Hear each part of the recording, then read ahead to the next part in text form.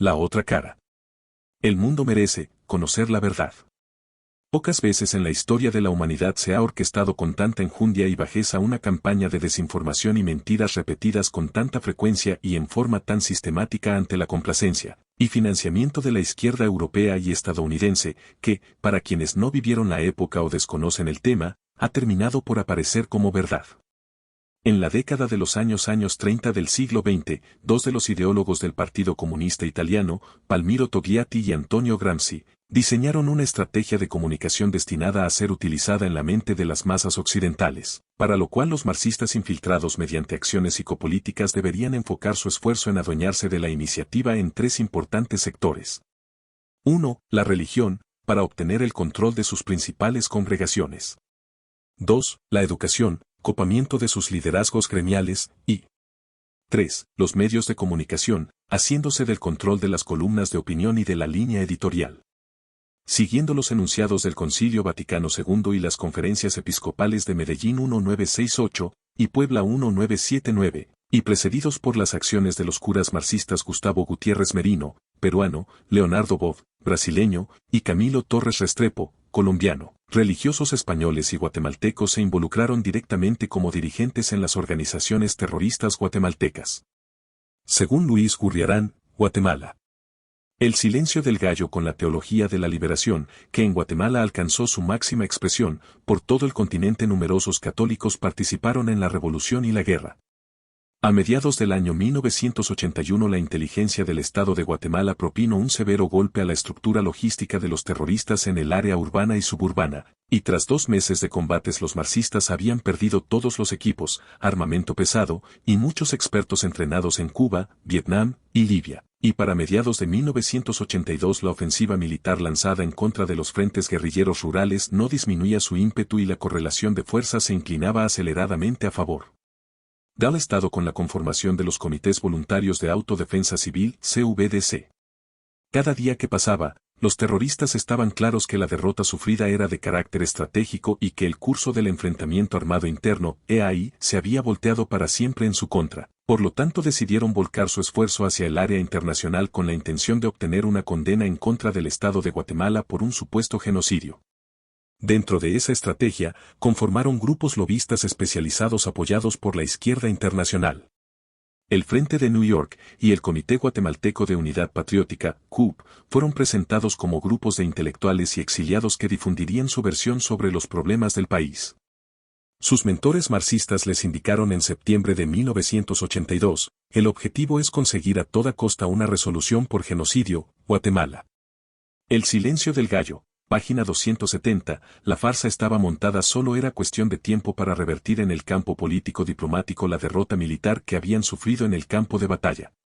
Con la intención de hacer más creíble su actividad se dieron a conocer como Representación Unitaria de Oposición Guatemalteca, ROG. Maquiavélicamente utilizaron a Rigoberta Menchú Tum, ya que el Congreso Internacional de Tratados Indios de los IU había sido reconocido como una ONG con sede permanente en las Naciones Unidas y le proporcionaron una credencial para operar desde la ONU. Poco a poco la conspiración iba avanzando. Ya con una marcada correlación de votos a su favor, los terroristas guatemaltecos obtuvieron el apoyo de otro aliado estratégico, BOLA, Washington Office for Latin America, fogueada oficina lobista con múltiples contactos a nivel del gobierno, Congreso y Senado de los Estados Unidos. Con estas y alianzas el cerco se iba cerrando alrededor del Estado de Guatemala. Para terminar de inclinar la balanza a favor de la campaña de desinformación, un viejo aliado, el ex embajador Máximo Cajal, responsable al igual que Gustavo Meoño Brenner, comandante Manolo, de la quema de la Embajada de España en nuestro país el 31 de enero de 1980, fue nombrado como cónsul de España en New York y el embajador de España en la ONU Jaime de Piñez inmediatamente les ofreció un respaldo total, sin matices ni condiciones. La suerte estaba echada, la consigna era que el Estado de Guatemala debía ser condenado a toda costa, y el embajador de Suecia se ofreció para presentar y defender la resolución de condena.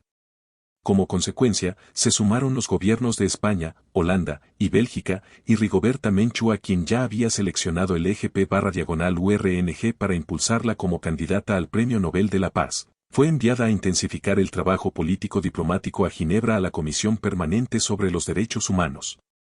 Frank LaRue y Luis Gurriarán fueron enviados a Washington. Al cabo de 2 años, 1984, el perverso trabajo de los grupos de lobby obtuvo el resultado deseado. Lograron que el Congreso de los Estados Unidos emitiera una moción basada en un documento de la Conferencia Episcopal, que utilizaba por vez primera el término genocidio y la farsa, lograba su objetivo estratégico. La subversión luego de derrotada dirige una ominosa campaña de mentiras, propaganda y desinformación mutando sus métodos, pero aferrada a sus fines y objetivos, pues la lucha armada fue solo una de sus facetas.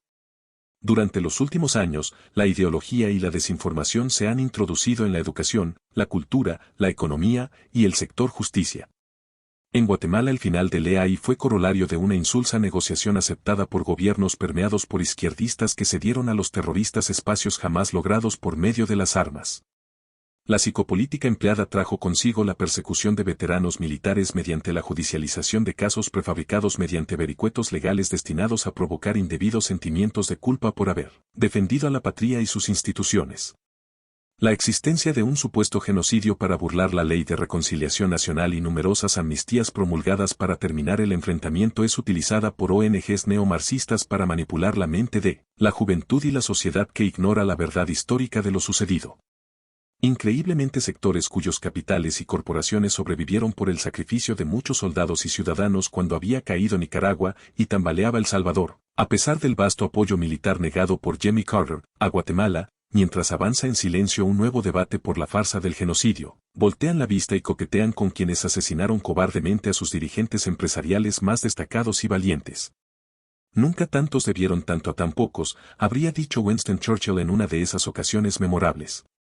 Los soldados que sacrificaron sus vidas por los demás es un claro ejemplo de todo ello y sus palabras hoy resuenan con más fuerza que nunca para denunciar la mentira y reivindicar, para siempre ante la historia, a aquellos compañeros que dieron todo, incluidas sus vidas, por defender la paz, la libertad y la democracia.